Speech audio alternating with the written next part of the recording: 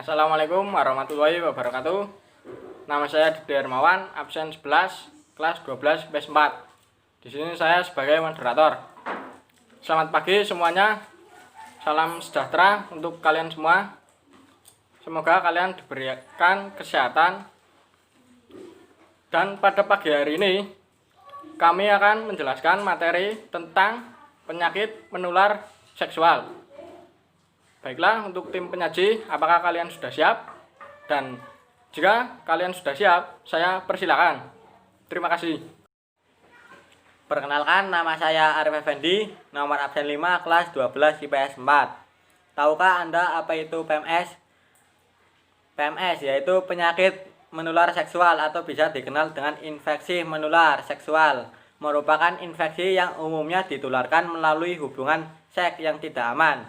Penyebaran pun bisa melalui darah, sperma, dan cairan tubuh lainnya. Selain itu, penyakit ini juga bisa tersebar melalui pemakaian jarum suntik secara berulang dan bergantian di antara beberapa orang. Penyakit menular seksual disebabkan oleh beberapa virus dan bakteri yang menyebar melalui cairan tubuh seperti sifilis, gonore, klamida, kutil kelamin, dan HIV. Ya, sekian dari saya. Perkenalkan, nama saya Cahyadina Rosyada, absen 6, kelas 12 IPS 4. Macam-macam penyakit menular seksual. 1. Sifilis. Sifilis disebabkan oleh bakteri Treponema pallidum. Penyakit ini juga dikenal dengan sebutan raja singa. Ini menimbulkan luka pada alat kelamin atau mulut. Melalui luka ini penularan akan terjadi. 2. Gonore, yang dikenal juga dengan kencing nanah, disebabkan oleh bakteri Neisseria gonorrhoeae. Penyakit ini disebabkan keluarnya cairan dari penis atau vagina dan nyeri ketika buang air kecil. Bakteri penyebab gonore juga dapat menimbulkan infeksi di bagian tubuh dari tubuh lainnya jika terjadi kontak dengan sperma atau cairan vagina. Perkenalkan, nama saya Denisa Wulan Suci, absen 8, kelas 12 IPS 4. 3. Human papillomavirus atau HPV. Infeksi menular seksual ini disebabkan oleh virus dengan nama yang sama, yaitu HPV. Virus HPV dapat menyebabkan kutil kelamin hingga kanker serviks pada perempuan. Gejala kanker serviks stadium awal seringkali tidak khas, bahkan tak bergejala. Penularan HPV terjadi melalui kontak langsung atau melakukan hubungan seksual dengan penderita. 4. Chlamydia. Penyakit infeksi menular seksual ini disebabkan oleh bakteri Chlamydia trachomatis. Pada wanita, chlamydia menyerang leher rahim, sedangkan pada pria menyerang saluran keluar urin di penis. Penularan dapat terjadi dari luka pada area kelamin. 5. Infeksi HIV. Infeksi HIV disebabkan oleh human immunodeficiency virus yang menyerang sistem kekebalan tubuh. Penyebaran virus ini dapat terjadi melalui hubungan seks tanpa kondom, berbagai penggunaan alat suntik, transfusi darah, atau saat persalinan. Perkenalkan, nama saya Putri Soleha, kelas 12 IPS 4, absen 26. Perkenalkan, nama saya Dwi Nur Aisyah, absen 13, kelas 12 IPS 4. Gejala penyakit menular seksual. 1. Muncul benjolan, luka atau lepuhan di sekitar penis, vagina, anus, atau mulut. 2. Vagina atau penis terasa gatal dan terbakar. 3. Nyeri ketika buang air kecil atau berhubungan intim. 4. Keluar cairan dari penis atau kencing nanah atau vagina atau keputihan. 5. Nyeri perut di bagian bawah. 7. Demam dan menggigil. 8. Muncul pembengkakan kelenjar getah bening atau benjolan di sekitar selangkangan. 9. Muncul ruam kulit di badan, tangan, dan atau kaki. 10. Kulit penis kering, ruam, dan kemerahan. Selain beberapa gejala di atas, wanita juga bisa merasakan gejala lain, yaitu pendarahan di luar masa menstruasi dan muncul bau tidak sedap dari vagina. Ini juga merupakan salah satu tanda gejala penyakit kelamin wanita. Sementara pada pria, gejala lain penyakit menular seksual yang dialami adalah nyeri, sperma berdarah, atau pembengkakan pada pada testis.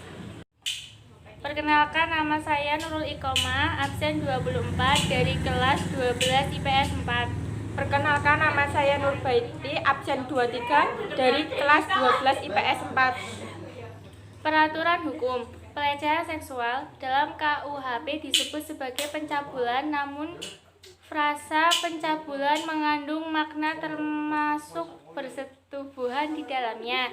Sementara dalam Undang-Undang Nomor 39 Tahun 1999 tentang Hak Asasi Manusia dalam norma hak untuk bebas dari pelecehan seksual, namun tanpa rumusan unsur tidak pidana dan ancaman pidana. Pemerkosaan. Tindak pidana pemerkosaan dalam KUHP diatur dalam pasal 285 sampai dengan pasal 288 KUHP. Walaupun kata pemerkosaan hanya ada dalam pasal 285 KUHP, sedangkan pasal-pasal lainnya menggunakan kata bersetubuh. Dalam bab kesusilaan mengakibatkan kekerasan seksual yang terjadi tidak dianggap sebagai serangan terhadap tubuh dan seksualitas korban, tetapi lebih karena tidak patut atau pantas dilakukan oleh pelaku pada korban dan sebagai pelanggaran terhadap rasa susila masyarakat. Dalam UU Nomor 23 Tahun 2004 tentang penghapusan KDRT mengatur tentang kekerasan seksual dalam lingkup rumah tangga, sekalipun tidak menyebutkan pemerkosaan, namun norma yang diatur sebagai jenis pemerkosaan dalam lingkup rumah tangga. Selain KUHP, Undang-Undang Nomor 26 Tahun 2000 menyebutkan pemerkosaan sebagai jenis tindak pidana dari kejahatan terhadap kemanusiaan yang harus memenuhi unsur: 1. Dilakukan sebagai bagian dari serangan yang meluas, 2. Atau sistematik, 3. Yang diketahuinya bahwa serangan tersebut ditunjukkan secara langsung terhadap penduduk sipil.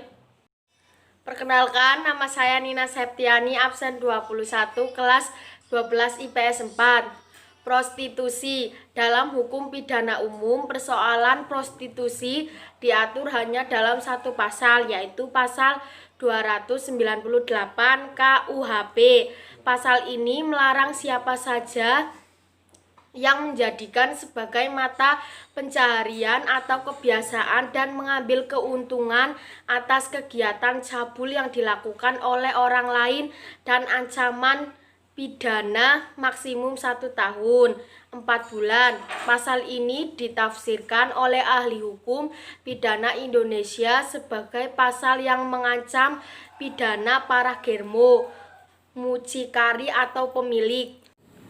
Inilah presentasi dari kelompok kami. Jika ada yang ingin ditanyakan, silakan komen di kolom komentar.